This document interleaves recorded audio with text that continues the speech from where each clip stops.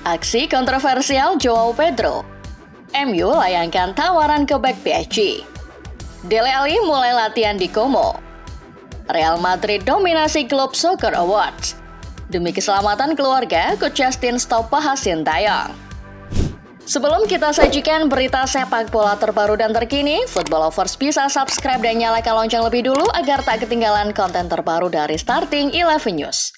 Hari ini order, besok langsung kirim kaos bola eksklusif merchandise Starting 11. Order sekarang, klik link di deskripsi.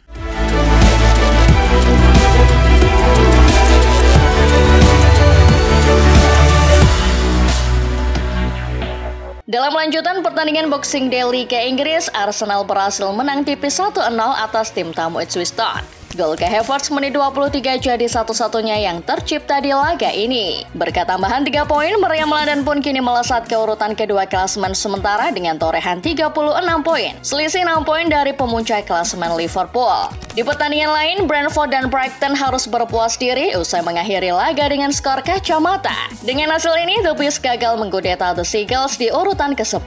Brentford masih tertahan di urutan ke-11 klasemen sementara. Masih seputar pertandingan antara Brentford dan Brighton, ada momen kontroversial yang melibatkan Joao Pedro dan Yehor Yarmolyuk. Dilansir The Guardian, saat kedua pemain terlibat dalam duel perebutan bola, Yarmolyuk sedikit jahil dengan mengganggu pergerakan Pedro. Namun, respon Pedro dirasa sangat berlebihan. Dengan sengaja, ia mengayunkan sikunya ke arah kepala Yarmolyuk. Untungnya, sikutan itu berhasil dihindari oleh sang pemain. Jika tidak, sikut Pedro akan masuk telak ke pelipis Yarmolyuk. Yang menarik, aksi ini luput dari pantauan wasit. Pelatih Brentford, Thomas Frank, sempat protes agar Pedro diganjar kartu merah. Namun, wasit tak menghiraukan. Usai pertandingan melawan Ipswich Town, pelatih Arsenal Mikel Arteta membeberkan sedikit kondisi dari Bukayo Saka. Dilansir Sky Sport, Arteta mengabarkan bahwa Saka harus menjalani operasi untuk pemulihan cedera hamstringnya. Operasi kabarnya sudah berjalan dengan baik, tinggal masa pemulihan. Menurut Arteta, pemulihannya tidak sebentar. Ia menggambarkannya dengan kalimat many weeks. Ex-pemain Everton itu memprediksi kalau proses penyembuhan Saka akan memakan waktu lebih dari 2 bulan. Dari London, kita bergeser ke kota Manchester, di mana ada Manchester United yang kabarnya sudah memulai operasi untuk mendapatkan pemain baru di bursa transfer musim dingin mendatang. Dilansir Goal, prioritas United saat ini adalah mendatangkan seorang bek kiri. Menurut laporan, pihak United sudah melayangkan tawaran pada bek sayap PSG Nuno Mendes. Pemain asal Portugal itu adalah mantan anak asuh Ruben Amorim sewaktu di Sporting CP. Dan kabarnya Mendes terbuka untuk kesempatan reuni ini. Soal biaya transfer belum disebutkan. Yang pasti, Mendes diiming-imingi menit bermain dan gaji yang tinggi di MU. Mantan pemain Manchester United Cristiano Ronaldo baru saja mengeluarkan pernyataan yang bisa membuat fans United marah besar. Ketika diwawancarai saat menghadiri acara Globe Soccer Award, Ronaldo ditanya, apakah dia akan memberi City bantuan untuk membalikan musim mereka. Bintang asal Portugal itu tidak menutup kemungkinan. Mengutip Express, sepak bola itu seperti Anda tidak pernah tahu apa yang akan terjadi, kata Ronaldo. Ia bahkan memberikan pesan kepada Pep Guardiola untuk menghubunginya jika perlu.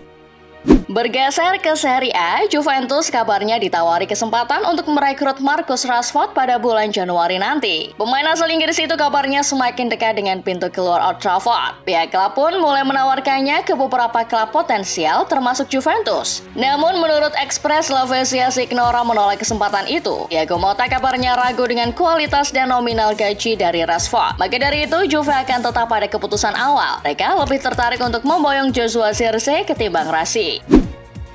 Football Italia mengabarkan bahwa Dele Alli sudah mulai berlatih dengan FC Como. Ex-Tottenham itu masih berstatus tanpa klub, namun sudah berada di Como sejak awal Desember. Dirinya melakukan pemulihan cedera dan kebugarannya di Italia. Kabarnya, Alli masih berlatih secara terpisah. Namun pihak klub masih sangat merahasiakan keberadaannya. Como belum mau mempublikasikan banyak gambar atau video tentangnya sebelum terjadi kesepakatan. Masih dari Italia, Napoli kabarnya sedang mencari bek kiri baru di bursa transfer mendatang. Menariknya, pemain yang diinginkan oleh Antonio Conte adalah pemain Manchester United lagi. Dia adalah Luke Shaw. Dilansir Give Me Sport, Conte telah mengidentifikasi Shaw sebagai target utama karena keserbabisaannya. Shaw piawai bermain sebagai bek sayap dan bek tengah sisi kiri dalam skema 3 bek. Pelatih asal Italia itu berharap dapat memanfaatkan hubungan baik antara Napoli dan Manchester United untuk mengamankan kesepakatan. Namun, tahap negosiasi masih sangat awal. Namanya disebut saat Napoli bernegosiasi tentang peluang mendatangkan Marcus Rashford. Dari Italia, kita bergeser ke Spanyol untuk membahas Barcelona yang terancam kehilangan Dani Olmo secara cuma-cuma. Dilansir Mirror, banding yang diajukan Barcelona untuk mendaftarkan Dani Olmo ke skuad utama telah ditolak oleh pengadilan. Kabarnya, Barca masih memiliki waktu hingga 31 Desember 2024 untuk mendaftarkan Olmo ke skuad paruh kedua musim ini. Maka dari itu, tanggal 30 Desember, Barca akan melakukan upaya hukum terakhir demi menyelamatkan Olmo. Jika tetap gagal, maka Olmo akan hengkang secara gratis. Itu sudah tertuang dalam kontraknya. Sedangkan dari Real Madrid, mereka dikabarkan sedang mempelajari kemungkinan untuk memboyong pemain muda Borneo Dean Huijsen. Dilansir Football Italia, ex-AS Roma itu kini masuk radar Madrid. Huijsen dianggap sebagai bek muda potensial yang bisa berguna bagi masa depan Madrid. Usianya yang baru 19 tahun bisa jadi investasi jangka panjang untuk menggantikan bek-bek veteran macam David Alaba, Dani Carvajal, dan Nacho Fernandes. Namun, bukan perkara mudah bagi El Real untuk mendapatkan Huijsen, sebab sang pemain berstatus pemain baru di Bournemouth. Kontraknya valid hingga 2030. Masih seputar klub ibu kota Spanyol, Real Madrid tampil dominan di ajang penghargaan Club Soccer Awards. Dilansir Sporting News, Los Merengues membawa pulang 8 penghargaan sekaligus. Vinicius dan Jude Bellingham bahkan masing-masing memenangkan 2 nominasi. Nominasi lain yang dimenangkan Madrid antara lain adalah Best Club, Best President, Best Coach, dan Career Award. Khusus Career Award diwakilkan oleh Thibaut Courtois.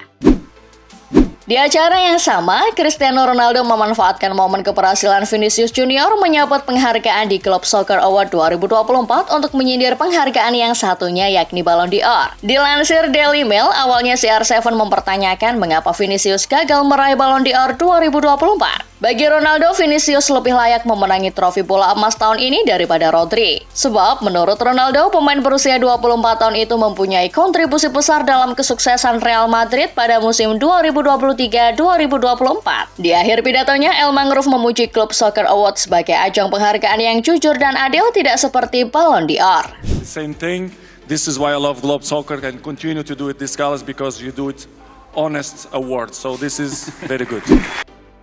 Setelah berkeliling Eropa, kita kembali ke Asia Tenggara untuk membahas Piala AFF 2024. Meski sudah tidak ada Indonesia di dalamnya, Piala AFF 2024 tetap menarik untuk disimak. Seperti laga semalam misalnya, saat Filipina dengan mengejutkan malah mengalahkan Thailand dengan skor 2-1 di leg pertama semifinal Piala AFF. Dilansir update bola-bola, ini jadi sebuah sejarah baru bagi sepak bola Filipina. Ini adalah kemenangan perdana The Azkals atas Thailand dalam 52 tahun terakhir. Kabar mengejutkan telah dipublikasikan oleh salah satu pengamat sepak bola Indonesia, Justin Laksana, atau yang akrab disapa Coach Justin. Coach menegaskan tidak akan lagi membahas sosok pelatih timnas Indonesia Sintayong demi keamanan keluarganya. Pernyataan tersebut disampaikan melalui video yang diposting di media sosialnya. Dilansir Super Bowl, sebelumnya Coach sempat mengkritik kinerja Sintayong. Dirinya bahkan sempat meminta PSSI untuk menunjuk Peter Huistra saja sebagai pelatih tim nasional. Namun setelah pernyataan itu beredar, Coach Justin ternyata mendapat peringatan dari pihak yang sebelumnya mempublikasikan data pribadi Bung Toel. Berdasarkan pertimbangan keamanan keluarga, Coach Justin akhirnya memutuskan untuk tidak akan lagi membahas Sintayong. Menurutnya, ancaman dari pihak yang menyebar data pribadi Bung Toel terhadap dirinya dirasa tidak main-main dan membahayakan keluarganya. Stay safe ya, Coach. Sementara dari Timnas Indonesia, Bola Okezon memberitakan bahwa akan ada 4 nama baru termasuk Kevin Dix yang akan jadi tambahan kekuatan di laga melawan Australia dan Bahrain Maret nanti. Lantas, siapa 3 pemain lainnya? Menurut laporan, 3 pemain yang sedang dipersiapkan itu adalah Ole Romani di posisi striker, Tim Gepens di posisi bek kiri, dan Dion Mack di posisi bek tengah. Dion kabarnya akan menggantikan sosok Muhammad Ferrari yang tak kunjung perform di tim nasional senior. Sementara Kevin Dix sudah mencatatkan debut di laga melawan Jepang kemarin. Jadi nggak buru-buru amat lah ya. Selain Manchester United dan Spurs, Arsenal kabarnya juga ikut masuk dalam antrian untuk mendapatkan bintang Wolves Matheus Cunha. Dilansir Goal, Cunha bisa jadi solusi dari skuad Arsenal yang tak memiliki pemain nomor 9. Di Wolves, kontribusi Cunha sangat baik. Dirinya jadi bagian penting di sektor lini serang. Jumlah assist dan golnya bahkan jadi yang terbaik jika dibandingkan dengan rekan-rekan satu timnya. Namun, negosiasi masih tahap awal. Belum ada langkah konkret yang diambil Meriam London. Di laga kemarin melawan Everton, Erling Haaland gagal mengeksekusi peluang emas dari titik putih. Sepakannya yang mengarah sisi kiri gawang berhasil dimentahkan oleh Jordan Pickford. Kiper asal Inggris itu membaca arah bola dengan sangat baik. Selain insting, The Sun mengabarkan bahwa Pickford punya rahasia tersendiri di balik keberhasilannya menepis penalti Haaland. Ternyata, Pickford menyimpan contekan arah tendangan Haaland di botol minumannya. Dalam gambarnya, sepakan Haaland 55% mengarah ke kiri gawang. Maka dari itu, Pickford berhasil menebak tendangan Haaland. Bergeser ke London, ada updatean dari kondisi kiper West Ham United, Lukas Fabianski. Di pertandingan semalam melawan Southampton, Fabianski menerima perawatan setelah mengalami benturan dengan Nathan Wood. Penjaga gawang tersebut dirawat oleh staf medis selama 7,5 menit sebelum dibawa keluar lapangan dengan tandu. Dilansir Football London, usai pertandingan, pelatih West Ham Julian Lopetegui mengkonfirmasi bahwa kondisi Fabianski sudah membaik. Dia langsung sadar saat dibawa keluar lapangan. Namun, pemeriksaan lebih lanjut akan tetap dilakukan untuk memastikan bahwa sang kiper baik-baik saja. Masih seputar West Ham, Julian Lopetegui kabarnya sedang mencari gelandang baru di bursa transfer musim dingin nanti. Salah satu nama yang muncul ke permukaan adalah gelandang Real Sociedad, Brais Mendes. Dilansir Football Espana, Mendes sendiri sangat tertarik untuk bermain di Liga Inggris. Namun, jika The Hammers ingin mewujudkan transfer itu, mereka harus memenuhi angka yang diminta Sociedad, yakni 60 juta euro. Ngomong-ngomong soal Liga Spanyol, ada Barcelona yang sudah mengungkapkan rencananya untuk Vitor Roque. Dilansir Get Football News Spain, menurut para petinggi Barca, masa depan Roque sangat jauh dari Katalan. Dirinya harus berkembang di klub lain. Maka dari itu, kini Barca telah menetapkan sikap. Mereka hanya ingin menerima tawaran permanen untuk Roque. Mereka ingin segera menjual sang pemain dengan harga setinggi mungkin. Girona pun dikabarkan sudah ikhlas untuk melepas bek andalannya, Miguel Gutierrez. Masa depannya akan ditentukan tahun depan. Dilansir Football Espana, ada dua klub yang sangat tertarik pada Miguel. Dua klub itu adalah Real Madrid dan Manchester United. Pihak Girona pun sudah mematok harga untuk sang bek kiri. Setiap klub yang serius meminati Miguel harus membayar lebih dari 30 juta euro. Jika kurang dari itu, maka Girona tak akan membiarkan sang pemain pergi. Bintang PSG Marco Asensio dikabarkan sedang berusaha untuk kembali ke Spanyol. Itu karena menit bermainnya terus berkurang selama di Paris. Dilansir Football Espana, bulan Januari jadi momen yang tepat baginya untuk hengkang dari PSG. Menurut laporan, 4 tim La Liga dilaporkan bersedia untuk menampung ex-Real Madrid itu. Keempat klub itu diantaranya adalah Real Sociedad, Real Betis, Villarreal, dan Mallorca. Prioritas Asensio adalah menit bermain reguler. Dengan kembali ke Spanyol, ia harap bisa mendapatkan itu. Masih dari sepak bola Spanyol, tapi kali ini tentang tim nasional. Football Espana mengabarkan Federasi Sepak Bola Spanyol tengah mempertimbangkan untuk memperbarui kontrak sang pelatih, Luis de la Fuente. Negosiasi sedang berlangsung. Dengan kesuksesan di Nation League 2022, 2023, dan Euro 2024, Luis kabarnya meminta kenaikan gaji. Dari awalnya hanya 1 juta euro per tahun, menjadi 3 juta euro per tahunnya. Federasi pun menyanggupi permintaan kenaikan gaji. Namun saat ini tawaran awalnya baru di angka 2 juta euro per tahunnya. Mampir sebentar ke Italia, ada AC Milan yang memberitahu sedikit rencananya di bursa transfer mendatang. Menurut Football Italia, Milan kabarnya sedang membutuhkan tambahan di lini tengah dan lini depan. Milan butuh backup untuk memberikan waktu istirahat pada Tierney Reinders dan Yusuf Fofana. Selain itu, lini depan juga butuh perhatian. Paulo Fonseca mulai mengesampingkan Noah Okafor. Itu berarti Milan harus mencari penggantinya. Apalagi Rafael Leao bisa pergi kapan saja. Untuk nama-namanya, Milan masih dalam tahap diskusi. Belum ada nama pasti untuk diperjuangkan di bursa.